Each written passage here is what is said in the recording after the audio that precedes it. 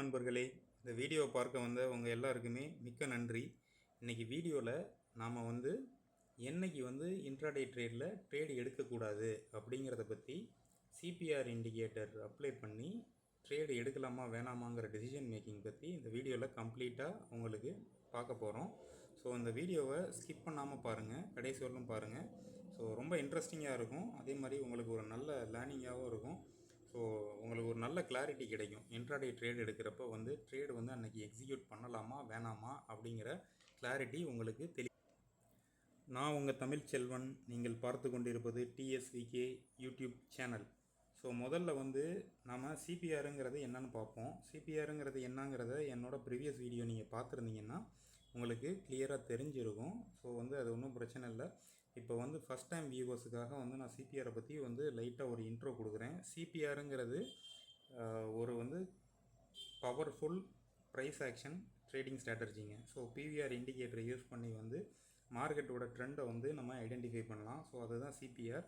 சிபிஆருங்கிறதுல 3 line இருக்கும். ஒன்று central pivot, அதுக்கப்புறம் top pivot, bottom pivot. So இதை நம்ம ட்ரேட் பண்ணுற ஸ்டாக்ஸ்லேயோ இல்லை இண்டெக்ஸ்லேயோ அப்ளை பண்ணிவிட்டு மார்க்கெட்டோட ட்ரெண்டை ஐடென்டிஃபை பண்ணி நம்ம ட்ரேடை எடுத்துக்கலாம். டே ட்ரேடிங்கில் சிபிஆர் யூஸ் பண்ணுறப்போ எப்போ நம்ம ட்ரேட் எடுக்கக்கூடாது அப்படிங்கிறதுக்கு சில இண்டிகேஷன் இருக்குங்க. ஸோ அதை பற்றி ஒவ்வொன்றா பார்ப்போம்.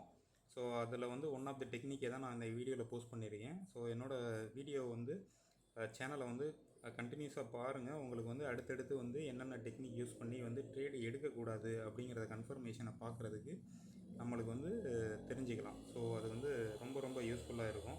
First indication wide CPR type. So ஸ்க்ரீனில் தெரிகிறதாங்க வைடு சிபிஆர் டைப்பு.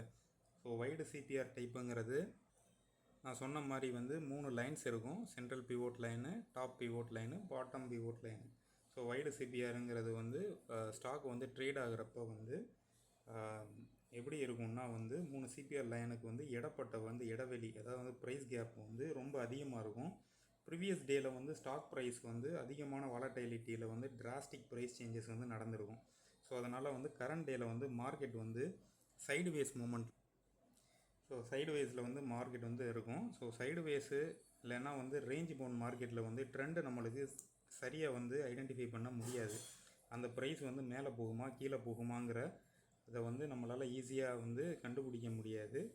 அதனால் ஒரு ஸ்ட்ராங்கான மார்க்கெட் ட்ரெண்டு நம்மளுக்கு தெரியாது. ஸோ நம்ம கன்ஃபியூஸ் ஆயிரும். ஸோ நம்ம பை பண்ணுறதா செல் பண்ணுறதா அப்படிங்கிறது ட்ரேடர்ஸுக்கு கண்டிப்பாக தெரியாது.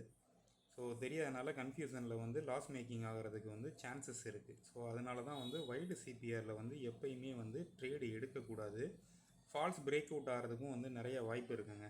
ஸோ அதை நான் ப்ராக்டிக்கலாக ஒரு ஸ்டாக்கை ஓப்பன் பண்ணி அதை கிளியராக உங்களுக்கு எக்ஸ்பிளைன் பண்ணுறேன். வைடு சிபிஆரில் ஃபால்ஸாக ரெசிஸ்டன்ஸ் பிரேக் அவுட் பண்ணி மேலே போகிறதுக்கோ இல்லை ஃபால்ஸாக சப்போர்ட்டை பிரேக் டவுன் பண்ணி கீழே வந்துச்சுனாலோ அந்த இடத்துல நம்ம ட்ராப் ஆயிடுவோம். ஸோ ஃபால்ஸாக ரெசிஸ்டன்ட் 1 R1 பிரேக் அவுட் பண்ணி மேலே போகுதுன்னு நினச்சி நம்ம பை எடுப்போம். ஆனால் ஸ்டாக் R1 டச் பண்ணிட்டு ரிவர்ஸ் ஆகி கீழே வந்துடும். ஸோ அப்போ நம்மளுக்கு லாஸ் மேக்கிங்க்கு அதிகமான சான்சஸ் இருக்கும். அதே மாதிரி பார்த்திங்கன்னா கீழே சப்போர்ட் 1ல் டச் பண்ணிவிட்டு கீழே பிரேக் டவுன் ஆகிற மாதிரி ஆகும். நம்ம செல் என்ட்ரின்னு சொல்லிட்டு நினச்சிட்டு செல்லு எடுப்போம். ஸோ ஆனால் ஸ்டாக் ரிவர்ஸ் ஆகி நம்மளுக்கு மேலே போக ஆரம்பிச்சிடும். அதனால் அங்கே எடுத்தோம்னா நம்மளுக்கு லாஸ் மேக்கிங் ஆயிரும். ஸோ ரொம்ப கேர்ஃபுல்லாக இருக்கணும். வைடு சிபிஆரில் இருக்கிறப்ப நம்ம அன்னைக்கு இன்ட்ராடே ட்ரேட் பண்ணுறதை கம்ப்ளீட்டாக அவாய்ட் பண்ணிடுறது ரொம்ப நல்லது. அதில் நம்ம கேபிட்டல் சேஃப்கார்ட் பண்ணிக்கலாம். அதே மாதிரி நம்ம எப்போ என்ட்ரி ஆகிறது எக்ஸிட் ஆகிறது ஸ்டாப் லாஸ் என்ன பண்ணுறது அப்படிங்கிறது கிளாரிட்டியே இல்லாமல் இருக்கும். அதனால் பெஸ்ட்டு நீங்கள் அன்றைக்கி டேக்கான ட்ரேடை நீங்கள் அவாய்ட் பண்ணிடணும். ஸோ நான் இப்போ உங்களுக்கு அதுக்கான ஸ்டாக்கை ட்ரேடிங் வியூவில் ஓப்பன் பண்ணி வைடு சிபிஆர் எப்படி இருக்கும், ஏன் ட்ரேட் எடுக்கக்கூடாதுங்கிறத உங்களுக்கு கிளியராக சார்ட்டை வச்சு எக்ஸ்பிளைன் பண்ணுறேன். வாங்க சார்ட்டை நான் ஓப்பன் பண்ணியிருக்கேன். ட்ரேடிங் வியூவில் டாடா மோட்டர்ஸுங்கிற ஸ்டாக்கை ஓப்பன் பண்ணியிருக்கேன். ஸோ வைடு சிபிஆருங்கிறது பார்த்திங்கன்னா கரண்ட் டேயில் பார்த்திங்கன்னா அந்த 3 லைன்ஸ் தெரியுதா, ப்ளூ கலர் லைன்ஸு உங்களுக்கு கிளியராக தெரியுதுன்னு நினைக்கிறேன். நான் ஜூம் பண்ணிகிட்ருக்கேன். So central pivot line 714 trade ஆகுது. அதே மாதிரி டாப் பிவோட் லைன் வந்து 716 ட்ரேட் ஆகுது. பாட்டம் பிவோட் லைன் வந்து 712 வந்து ட்ரேட் ஆகுது. இப்போ பார்த்தீங்கன்னா வந்து ப்ரைஸ் கேப் வந்து பார்த்தீங்கன்னா அந்த 3 லைன்ஸுக்கு இடையில வந்து ரொம்ப அதிகமாக இருக்கும் கேப்பு. ஸோ அந்த மாதிரி டேயில் வந்து பார்த்தீங்கன்னா ஸ்டாக் வந்து இது வந்து எக்ஸாக்டாக நம்மளுக்கு கிளியர் கட்டான இண்டிகேஷன் தெரியாது. ப்ரீவியஸ் டேயில் வந்து நல்ல வாலட்டிலிட்டியோடு இருந்துச்சு ஸ்டாக்கு. ஸோ அதனால் வந்து இன்றைக்கி வந்து அந்த ஸ்டாக்கு வந்து ரேஞ்ச் மூணில் இருக்குது, இல்லைனா சைடு வேஸில் இருக்குது. ஸோ நம்ம என்ன பண்ணியிருப்போம் வந்து ஸ்டாக்கு கீழே போகுது அப்படின்னு வந்து எடுத்தோம்னா ஸோ இது கண்டிப்பாக வந்து லாஸ் மேக்கிங் தரும். பார்த்தீங்கன்னா சைடு வேஸில் தான் மூவ் ஆகிருக்கும். S2 S3 எல்லாம் வந்து ஹிட் பண்ணியிருக்காது. ஸோ வந்து ஸ்டாக் வந்து பார்த்தீங்கன்னா பிலோ சிபிஆரில் தான் இருந்தாலும் வைடு சிபிஆராக இருக்கனால செல் என்ட்ரி எடுத்துருக்கவே கூடாது. ஸோ இதில் வந்து எக்ஸாக்டாக வந்து நம்ம வைடு சிபிஆர்னு கண்டுபிடிக்கிறதுக்கு அந்த இன்பிட்வீன் லைன்ஸ் அந்த 3 லைன்ஸில் வந்து கேப்ஸ் ரொம்ப அதிகமாக இருக்கும். அதே மாதிரி ஸ்டாக்கோட ப்ரீவியஸ் டே ஹை பாருங்கள் 725, ஸ்டாக்கோட ப்ரீவியஸ் டே லோ வந்து 707. ஸோ அதுக்கு பிட்வீனில் வந்து இருக்க கேப்ஸும் அதிகமாக இருக்கும். இன்னொரு இண்டிகேஷன் எப்படி கண்டுபிடிக்கிறதுனா வந்து அந்த R1 ஸ்டாக்கோட வந்து சிபிஆருக்கு மேலே இருக்க R1 ப்ரைஸ் பாருங்கள் 721, ப்ரீவியஸ் டே ஹை வந்து 725. அதுக்கும் இடப்பட்ட கேப்பும் வந்து பார்த்திங்கன்னா வந்து ஹையாக தான் இருக்கும். அதே மாதிரி கீழே வந்து பார்த்திங்கன்னா வந்து ப்ரீவியஸ் டே லோ வந்து 707, சப்போர்ட் S1 வந்து 704, அதுக்கு இடப்பட்ட கேப்பும் வந்து அதிகமாக இருக்கும். ஸோ வந்து எல்லா சைடுமே வந்து ரொம்ப வந்து ப்ரைஸ் கேப் வந்து அதிகமாக இருக்கனால அன்றைக்கி ட்ரேட் இண்டிகேஷன் வந்து நம்மளுக்கு கிளியராக வந்து தெரிஞ்சிடும். இது வந்து எந்த ட்ரெண்டுக்கு போகும், புல்லிஷ் போகுமா பேரிஷ் போகுமாங்கிறது நம்மளுக்கு கன்ஃபியூஷன் ஆயிரும்.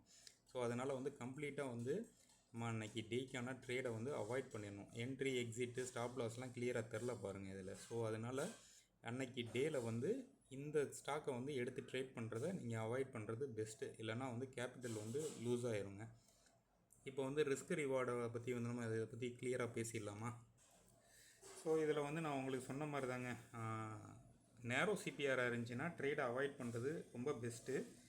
ஸோ வந்து நம்மளுக்கு கரெக்டாக மார்க்கெட் ட்ரெண்டு தெரியாதனால ப்ரைஸ் ரேஞ்சு வந்து ரொம்ப வந்து சிபிஆருக்கு இன்பிட்வீனில் அதிகமாக இருக்கனால வந்து ரிஸ்க் அதிகமாகி நம்ம கேபிட்டல் லூஸ் பண்ணுறது கூட வந்து சான்சஸ் வந்து ரொம்ப அதிகமாகவே இருக்குது.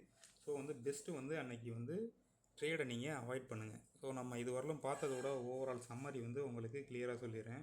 வைடு சிபிஆர் ட்ரேடிங் எடுக்கிறப்ப மார்க்கெட் வந்து ஸ்டெபிளைஸ் இல்லாமல் இருக்கும். மார்க்கெட்டோட டைரக்ஷன் வந்து புல்லிஷா பியரிஷா அப்படிங்கிறது வந்து தெரியாமல் கன்ஃபியூஸாக இருக்கும். அதனால் வந்து ட்ரேடு எடுக்காமல் இருக்கிறது ரொம்ப நல்லது. ஏன்னா வந்து நான் முன்னாடி வந்து இந்த வீடியோவில் சொன்ன மாதிரி வந்து ஃபால்ஸ் பிரேக் அவுட்டு R1 வந்து ஃபால்ஸாக பிரேக் அவுட் பண்ணிவிட்டு மேலே போகிற மாதிரி வந்து போயிட்டு ஸோ ஜஸ்ட்டு பிரேக் அவுட்டு பண்ணிவிட்டு அப்படியே ரிவர்ஸ் ஆயிரும். அதே மாதிரி வந்து பார்த்திங்கன்னா S1 வந்து பிரேக் டவுன் ஆகி கீழே போகிற மாதிரி போய் மேலே வந்துடும். ஸோ வந்து கம்ப்ளீட்டாக அவாய்ட் பண்ணணும். இன்ட்ராடே ட்ரேட் பண்ணுறப்போ வந்து நம்ம ஃபோக்கஸ் பண்ண வேண்டியது வந்து ப்ராப்பரான ட்ரெண்ட் ஐடென்டிஃபிகேஷனை ஃபோக்கஸ் பண்ணணும். அதுக்கப்புறம் ப்ராப்பரான ரிஸ்க் ரிவார்டு ரேஷியோவையும் கொண்டு நம்ம ட்ரேட் பண்ணுறது தான் ரொம்ப ரொம்ப சேஃப்டி. நல்ல ப்ராஃபிட்டும் நம்மளுக்கு புக் பண்ணலாம். ஸோ இந்த வீடியோவை ரொம்ப உங்களுக்கு பிடிச்சிருக்குன்னு நினைக்கிறேன், யூஸ்ஃபுல்லாக இருந்திருக்குன்னு நான் நம்புகிறேன். ஸோ இந்த வீடியோ உங்களுக்கு பிடிச்சிருந்துச்சின்னா லைக் பண்ணுங்கள். உங்களுக்கு ஏதாவது டவுட் இருந்துச்சுன்னா கமெண்ட்டில் ஷேர் பண்ணுங்கள். இது மாதிரி பல ஸ்டாக் மார்க்கெட் அப்டேட்டுக்கு என்னோடய சேனலை மறக்காமல் சப்ஸ்கிரைப் பண்ணுங்கள். தேங்க்ஸ் ஃபார் வாட்சிங் திஸ் வீடியோ ஃப்ரெண்ட்ஸ்.